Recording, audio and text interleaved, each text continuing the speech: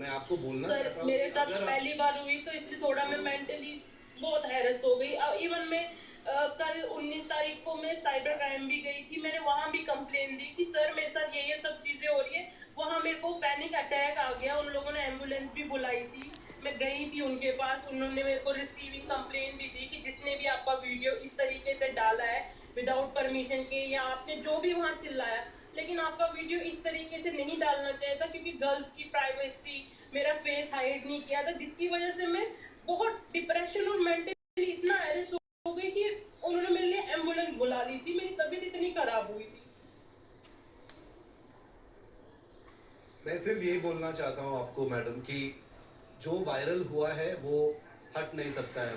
आप भी जानते हैं, आप बोल रहे हैं कि आप पब्लिक फिगर नहीं नहीं हो, ये ठीक है, लेकिन जब इंटरनेट पे कुछ डलता है मैडम, आपको भी पता है कि वो वहीं पे रहता है, वायरल हो जाता है, लोग बात करेंगे उस पर, गुस्सा करेंगे, कमेंट करेंगे, शेयर करेंगे, इंस्टाग्राम पे, ट्विटर पे, यूट्यूब पे, आप सब आपको रिकग्नाइज कर रहे हैं अभी। लेकिन मैं आपको आपको दिल से मैं आपको बोल रहा हूँ कि आप एक इंडियन सिटीजन है मैडम, ठीक है? जी सर। आप कोई विलन नहीं हो। जो कुछ भी हुआ है, आप इमोशनल हो सकते हो, आप डिप्रेस हो सकते हो, लेकिन मैं सिर्फ ये बताना चाहता हूँ आपको कि 2-3 दिन बाद ये हट जाएगा। ये हट जाएगा क्योंकि आपने आपने क्लैरिफाई किया है, आपने आपने अपने आपके शब्द के लिए रिग्रेट व्यक्त किया है, आपने आपने माफी मांगी है इंडियन आर्मी से। और देखिए, जब हम शो करते हैं टीवी पर, इंडियन आर्मी ने आपसे माफी नहीं मांगा है, वो समझते हैं आपके फ्रस्ट्रेशन। कल हमारे शो में इंडियन आर्मी के वेटरन्स थे मैडम, उनका बोलना था कि हम समझते हैं नागरिकों का फ्रस्ट्रेशन, हम समझते हैं, तो इसलिए सेंसिटाइज करना ज्यादा जरूरी है।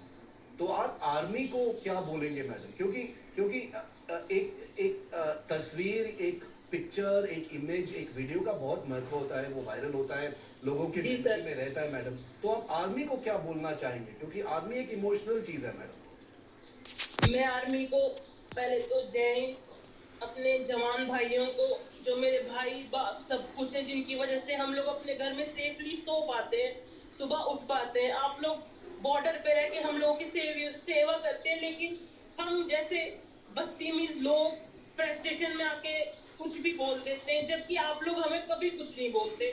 हम इन लोग फ्रस्ट्रेशन में आपको हमेशा पॉइंट आउट करते हैं। तो उसके लिए मैं अपने जवान भाइयों से, तमाम इंडियन आर्मी से और जेएनके के आर्मी से दिल से माफी मांगती हूँ। मुझे छोटी बहन समझ के मेरी बातों को आप प्लीज इग्नोर करें और मुझे माफ कर दें सर।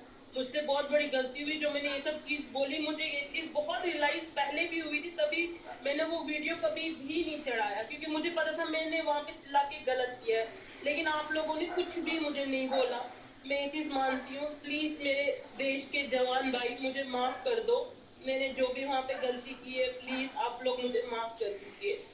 और मैं आपको ये रीअश्योरेंस देना चाहता हूँ मैडम कि आर्मी में कोई गुस्सा नहीं है आपके खिलाफ, कोई भी गुस्सा नहीं है। वो पूरा अंडरस्टैंड करते हैं, क्योंकि उनको कोई मज़ा नहीं आता है मैडम रोड क्लोज करने में, डिले करने में, जी सर। फॉरवर्ड एरियाज में ये सब करने में कोई भी मज़ा नहीं आता है। वीआईपी मूवमेंट्स या सिक्योरिटी मूवमेंट, ये एक इनकन्वीनियंस है सबके लिए। और अल्टीमेटली आर्मी किसके लिए काम कर रही है मैडम? देश के लिए ही पब्लिक काम के कर रही लिए है। सर, हमारे लिए। लेकिन वो हमारा फ्रस्ट्रेशन, मैं भी एक नागरिक हूँ, आप भी एक नागरिक हैं, हम जी सब सर। हाँ इनकन्वीनियंस फेस करते हैं। आर्मी ये समझते हैं मैडम, ये बिल्कुल समझती है। मैं आखिरी सवाल आपको मैडम, आपकी फैमिली, आपकी परिवार, आपके पेरेंट्स, वो ठीक है इस ये सब वायरल होने के बाद? उनका क्या मेंटल स्थिति है, वो क्या बोल रहे हैं आपको?